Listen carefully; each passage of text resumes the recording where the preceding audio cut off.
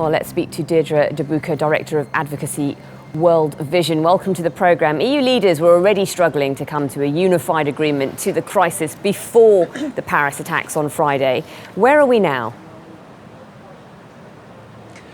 Well, unfortunately, following the terrible and tragic attacks in Paris last weekend, I'm afraid this has certainly not helped the EU's discussions about how to cope with the refugee crisis. Obviously, there's a lot of public fear and concern, and I think the role of the media in this is going to be very important, because I think it is really important to remind people that what's happening in Syria at the moment is a very serious humanitarian crisis.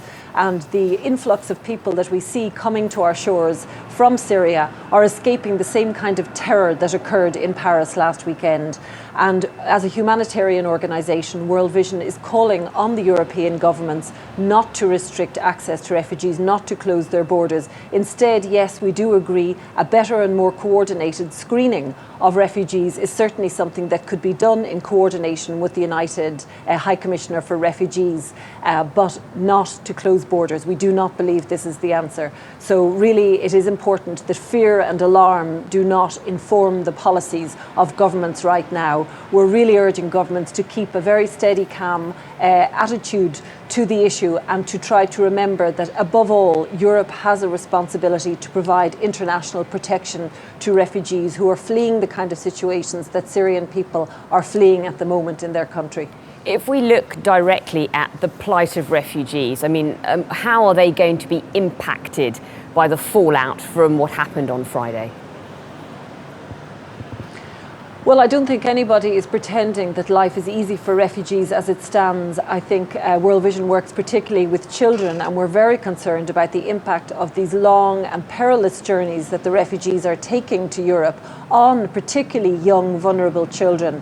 So this new dimension, this added sort of focus on border control and on screening refugees is certainly not going to make life any easier for the unfortunate people who are fleeing.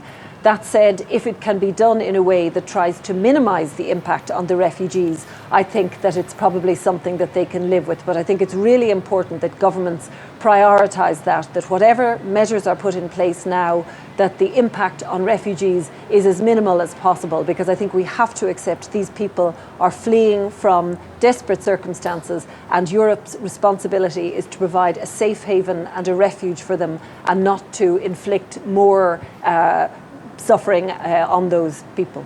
There are large numbers of Syrian migrants currently in the Calais camp. I know that vigils have been held within the camp to show solidarity, but within the NGO world, what are you hearing? Is there also tension? Are they concerned? They're currently in France at the moment.